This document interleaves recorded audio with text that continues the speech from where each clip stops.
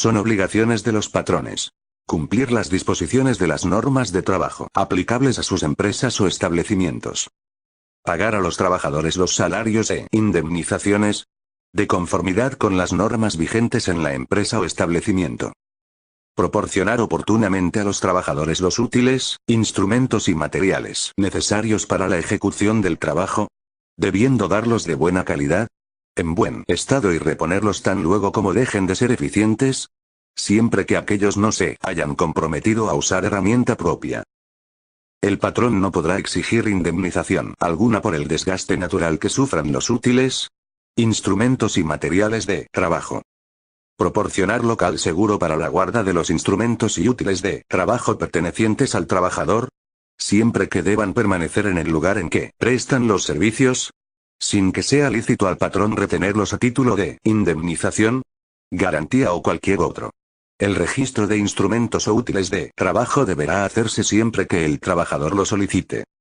Mantener el número suficiente de asientos o sillas a disposición de los trabajadores en las casas comerciales, oficinas, hoteles, restaurantes y otros centros de trabajo análogos.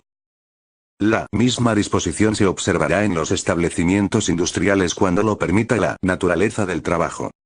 Guardar a los trabajadores la debida consideración, absteniéndose de maltrato de palabra o de obra.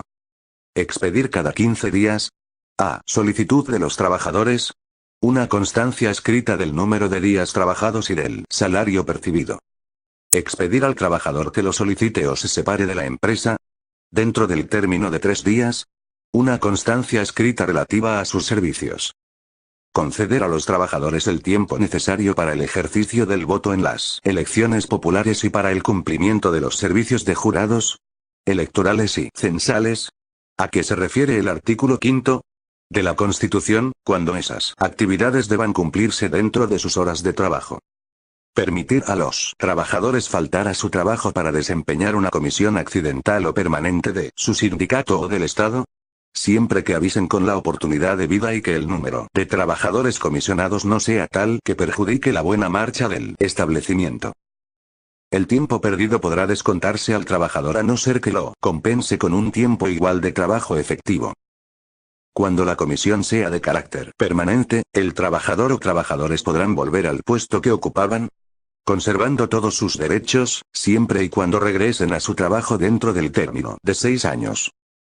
Los sustitutos tendrán el carácter de interinos, considerándolos como de planta después de 6 años.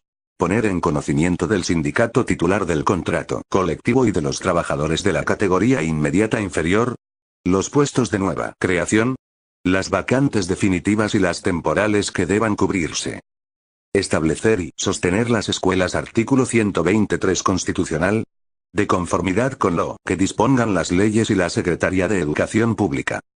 Colaborar con las autoridades del trabajo y de educación, de conformidad con las leyes y reglamentos, a fin de lograr la alfabetización de los trabajadores.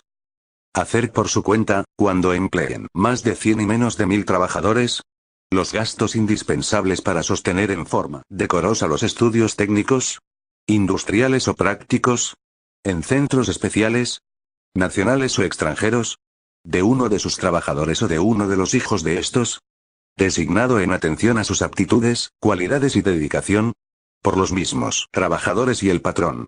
Cuando tengan a su servicio más de 1000 trabajadores deberán sostener 3 becarios en las condiciones señaladas. El patrón solo podrá cancelar la beca cuando sea reprobado el becario en el curso de 1 año o cuando observe mala conducta, pero en esos casos será sustituido por otro. Los becarios que hayan terminado sus estudios deberán prestar sus servicios al patrón que los hubiese becado, durante 1 año, por lo menos. Proporcionar capacitación y adiestramiento a sus trabajadores, en los términos del capítulo 3 bis de este título. Instalar, de acuerdo con los principios de seguridad e higiene, las fábricas, talleres, oficinas y demás lugares en que deban ejecutarse las labores, para prevenir riesgos de trabajo y perjuicios al trabajador, así como adoptar las medidas necesarias para evitar que los contaminantes excedan los máximos permitidos en los reglamentos e instructivos que expidan las autoridades competentes. Para estos efectos, deberán modificar, en su caso, las instalaciones en los términos que señalen las propias autoridades. Cumplir las disposiciones de seguridad e higiene que fijen las leyes y los reglamentos para prevenir los accidentes y enfermedades en los centros de trabajo y, en general, en los lugares en que deban ejecutarse las labores. Y disponer en todo tiempo de los medicamentos y materiales de curación indispensables que señalen los instructivos que se expidan, para que se presten oportuna y eficazmente los primeros auxilios, debiendo dar, desde luego, aviso a la autoridad competente de cada accidente que ocurra. Fijar visiblemente y difundir en los lugares donde se preste el trabajo las disposiciones conducentes de los reglamentos e instructivos de seguridad e higiene. Proporcionar a sus trabajadores los medicamentos profilácticos que determine la autoridad sanitaria en los lugares donde existan enfermedades tropicales o endémicas, o cuando exista peligro de epidemia. Reservar, cuando la población fija de un centro rural de trabajo exceda de 200 habitantes, un espacio de terreno no menor de 5.000 metros cuadrados para el establecimiento de mercados públicos, edificios para los servicios municipales y centros recreativos, siempre que dicho centro de trabajo esté a una distancia no menor de 5 kilómetros de la población más próxima. Proporcionar a los sindicatos, si lo solicitan, en los centros rurales de trabajo, un local que se encuentre desocupado para que instalen sus oficinas, cobrando la renta correspondiente. Si no existe local en las condiciones indicadas, se podrá emplear para ese fin cualquiera de los asignados para alojamiento de los trabajadores. Hacer las deducciones que soliciten los sindicatos de las cuotas sindicales ordinarias, siempre que se compruebe que son las previstas en el artículo 110, fracción 6. Hacer las deducciones de las cuotas para la constitución y fomento de sociedades cooperativas y de cajas de ahorro, de conformidad con lo dispuesto en el artículo 110. Permitir la inspección y vigilancia que las autoridades del trabajo practiquen en su establecimiento para cerciorarse del cumplimiento de las normas de trabajo y darles los informes que a ese efecto sean indispensables, cuando lo soliciten. Los patrones podrán exigir a los inspectores o comisionados que les muestren sus credenciales y les den a conocer las instrucciones que tengan, y contribuir al fomento de las actividades culturales y del deporte entre sus trabajadores y proporcionarles los equipos y útiles indispensables. Hacer las deducciones previstas en las fracciones 4 del artículo 97 y 7 del artículo 110. Y enterar los descuentos a la institución bancaria acreedora, o en su caso al Fondo de Fomento y Garantía para el Consumo de los Trabajadores. Esta obligación no convierte al patrón en deudor solidario del crédito que se haya concedido al trabajador.